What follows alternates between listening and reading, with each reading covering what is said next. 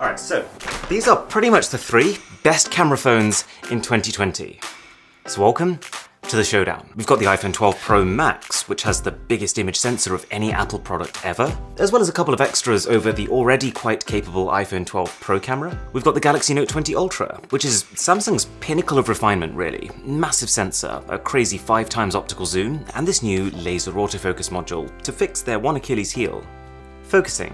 And then we've got Huawei, who you could argue have actually pushed smartphone photography forward more than any other company. They were the first to develop a really powerful night mode. They were the first with a triple camera setup. They're also the company who almost every year seemed to manage to come out with an even bigger image sensor than the year before. In fact, this Huawei phone has the biggest sensor of any modern smartphone, which is one of the most important factors in a camera.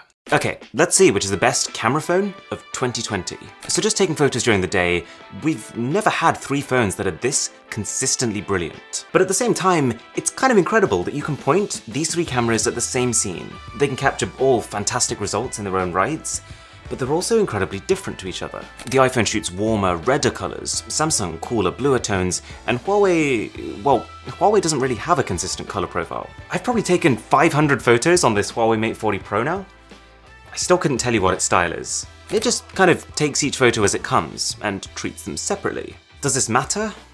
Not really. It rarely looks bad. But what is really important is detail, and this is one thing that without fail, Samsung wins at. Which is not hugely surprising. While the iPhone only has a 12 megapixel sensor, Samsung's is 108, and Huawei's is 50. It's a little bit ahead when you're on auto mode, where each phone churns out roughly 12 megapixel shots, but if you use each camera's full res mode, then yeah, it's a big jump. Although I was kind of surprised to see that the 12 megapixel iPhone keeps up with the 50 megapixel Huawei.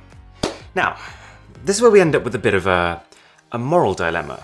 See, Apple's camera philosophy seems to be, let's keep it real. Let's keep the scene looking how it looks to your eyes. But the more I use Samsung and Huawei's cameras, the more I realize that they're not afraid to adjust things a little bit. So for example, here's a really challenging scene shot on the iPhone, and just because of how much brighter the outdoors is than the indoors, it ends up overexposing it, just like a professional DSLR camera would. But if you take that same photo on the Huawei, you can see that it detects that this portion is outdoors, and it says, okay, what we're gonna do is massively lower the exposure of that part so that you can see loads of blue in the sky, instead of it looking blown out. So as a result, even though this iPhone does have pretty amazing dynamic range, in extreme cases, you will find some overexposed bright areas, which you probably won't on the Huawei. So that can make Huawei's shots look more aesthetically pleasing, but also in some instances, kind of fake looking. And that's where you might actually decide you're tending towards Samsung, because Samsung sits about halfway between the two. It's a good compromise. But there are definitely times when this sort of super aggressive dynamic range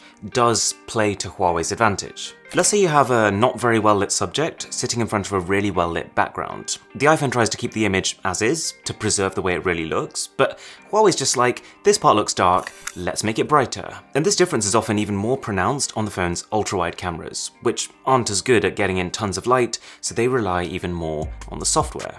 I will say though that that is quite an extreme example. For the most part with the ultra-wide, and I think this applies generally to all photos, Samsung strikes a really good balance. It's got the most detail, not just in your subject, but also in the fringes of your shots, where distortion is exaggerated.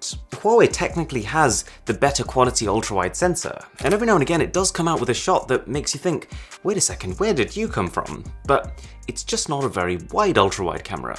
Oh, also, I did mention that the sensor on the iPhone 12 Pro Max is the biggest image sensor Apple's ever used on a phone by a mile. And one of the coolest side effects of this is more separation between foreground and background than on the smaller iPhone 12 Pro. But just bear in mind that here, in this comparison, it's up against the big dogs. Between these 3 phones, the 12 Pro Max still actually has the smallest sensor. So while it does get some nice looking background blur, it's not as much as Samsung and Huawei. So far then, Samsung's in the lead, but this is where it gets a little complex. Stay with me here. So I talked about the image processing that Samsung and Huawei do on their photos, that kind of bringing down of the exposure and making sure the skies always look blue. Well, this happens after you take the photo. This is called post-processing. And the important caveat to this is that you can't do that in video. In video, you've got to rely on what your phone can capture in real time, and this is where the iPhone gains a couple of points. The chipset inside the iPhone is actually built around being able to record 2 streams of video at the same time, high exposure and low exposure, and then blending them together. So the dynamic range it can capture in video looks almost as good as it does on photos, whereas for the phones that rely a bit more on post-processing, their dynamic range is worse in video. And Samsung tries to compensate for this by dialing up the contrast, so it still looks good, but more often than not there is less information here than on the iPhone. Just take a look at the darker areas, like my jeans for example. Huawei's such a wild card. Sometimes the video looks awesome, the colours come out fantastic, exposure on point, other times just no really. And while all these are pretty stable if you're just walking around, try running and wow, it becomes very clear that Apple and Samsung are in a league of their own. Niche scenario, yes, but I wasn't expecting that much of a difference. Plus, something that I can't really show you through this video is the fact that the iPhone also shoots in 10-bit Dolby Vision Hdr. Or, in other words, it's filming in a way such that there's a lot of extra hidden color information being captured, and that'll become really obvious if you want to try and edit the videos afterwards. You might have noticed that Samsung's video is a tad crisper. You can see it if you look at the trees in the background here, but this isn't something that's fundamental to the camera, it's just Samsung's camera software whacking an extra layer of sharpness on top of it. Now, one of the main takeaways I actually had while shooting video on all these phones is that they focus fast. Both Samsung and Huawei have laser sensors to lock onto things, and Apple has their own LiDAR scanner. But take a look at this. While Apple is able to gently adjust its focus as objects come closer and move further away, and Samsung can do this too, it looks quite cinematic. Huawei's focusing is just a little jolty. It gets there fast, but while you're taking video, you don't really want sharp movements like this. And finally, Samsung does have the option to record 8K video, but you probably won't use it very much. It's kind of janky and it just takes up a ton of storage. Now, there is something else as well as video that the iPhone 12 Pro Max absolutely smashes, and that is portrait mode. For starters, it has a 2.5x zoom camera that is primarily there just to take portraits. Basically, zooming in when taking photos of people prevents you having to put your phone right up into their face, which can distort their facial features. So to try and compensate, Samsung uses 2x digital zoom for portraits, which is alright but loses some quality, and Huawei just doesn't zoom at all, which, as you can see, doesn't look as good. Also, what most phones tend to do in portrait mode is figure out what's foreground and make it sharp, and then figure out what's background and make it blurry. But the iPhone does a better job of subtly blending the 2 layers. So if you take a look at my jumper in this shot here, you can see that Apple has understood that one of my shoulders is further back than the other one, so it's a little softer looking. Also, this might be because of the new LiDAR scanner, the edge detection is unbelievable. This is such a complex photo, and yet I couldn't point to a single thing that looks off. Samsung and Huawei, they both also have a tendency to over-beautify faces, but this is a personal preference. It is annoying that you can't completely disable it, but hey, I mean, everyone wants to look pretty. You might like it. Now, while Apple does have that 2.5x zoom camera, which is fantastic for portraits, the other 2 phones are actually equipped with 5x zoom cameras. And while you can't really use those for portraits, because it's so much magnification, you'd be taking your photos like this, the benefit of them is that if you want to see far, you can do that. As soon as you get past 5x zoom, Samsung and Huawei are in a league of their own. They're way better. You've just got to decide whether this is useful to you or not. Each of these phones can also take selfies, obviously, and I'm going to give this category to the Huawei. I know, I really wish this was simpler too. It's very detailed as you're ever really going to want a selfie to be. There is some face beautification going on here, like with the Samsung, but it doesn't feel excessive. And the real differentiator is the fact that this can go wide, thanks to a second ultra-wide camera on the front, which is perfect for vlogging if you did decide to do that. And to that end, it's nice to see that Huawei's finally paying attention to audio quality. The microphone on that phone actually sounds pretty good. It's not the best, I would hand that to the iPhone, but have a listen for yourself. Okay, this is me talking on the iPhone 12 Pro Max. This is me talking on the Galaxy Note 20 Ultra. And this is me talking on the Huawei Mate 40 Pro. Also, just coming back to that whole thing about beautification, I'm kind of curious, what is your opinion on it? Because we obviously love the idea of every photo looking 100% true to life, and the iPhone does the best job of that. But every now and again I can't help but feel like, especially with this new Deep Fusion software that really tries to kind of bring out the textures, it can look a little bit unflattering.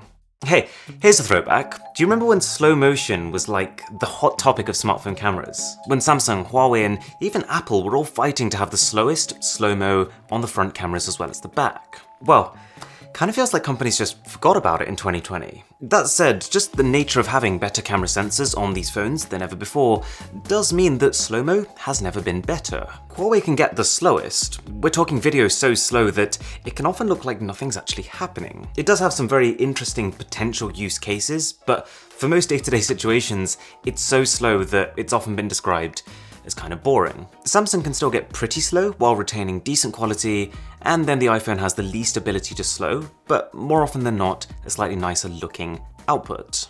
So, you might have started to notice a theme in this camera comparison. Apple likes to control the user experience, to give you a bit less flexibility, whether it's zoom or slow-mo, but to make sure that everything you can take on this phone does look good. And I like that approach, but it's worth bearing in mind that it does come with one caveat. The iPhone camera is a bit less fun. I just think that because Samsung and Huawei's cameras don't take themselves as seriously, they're not afraid to have a few extra features that are just interesting and experimental, as opposed to necessarily being the most polished. I love Huawei's light painting mode, for example. You can draw things in the dark. Or AI color, which turns the entire background black and white. Or dual view, which lets you capture multiple magnifications at the same time.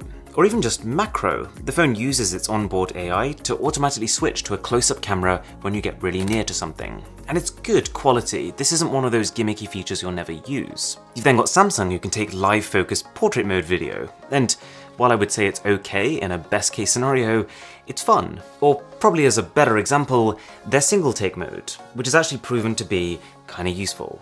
So you probably have a lot of situations where you know that you want to capture a moment, but off the top of your head you can't quite think of what the best way of capturing it is. So here you can just tap the shutter once and it takes everything. It takes photos, it takes videos, it takes ultra-wide shots, it even gives you options with filters and music too. It's quite cool every now and again just to try it and see what it comes out with. Oh, and if you are enjoying the video, by the way, a sub to the channel would be spectacular. So I guess what I'm really saying is that the iPhone 12 Pro Max camera is like the zenith of refinement. But at the same time, it's so laser focused on the standard photo and video features that it kind of feels like a missed opportunity. But you could also argue that what it can do at night is very fun. Nighttime photography is what I was looking forward to the most, for two reasons. One, it's where the improvements of the new sensor on this iPhone should be most noticeable. And two, it's an area that's historically been dominated by Android phones. A couple of years ago, the story was that Huawei can take incredible photos in the dark. Samsung also has a night mode, but it's hot garbage. Apple doesn't even have a night mode. But I would say that narrative is changing. While Huawei's improvements have slowed, and actually this latest phone has ditched optical image stabilisation, which would have helped you keep your phone still for night mode shots, Samsung and Apple have made massive strides. For some perspective, this is a photo taken on the iPhone XS Max from 2 years ago. This is a photo from the 11 Pro Max. This is the 12 Pro Max. Apple has caught up fast enough that I'd say on balance, the iPhone beats Huawei. And it actually ends up as a contest between Apple and Samsung. Sometimes the iPhone wins. Like here, take a look at the painting of the flowers on the right. It just nails the exposure. And sometimes Samsung wins, like in this shot here.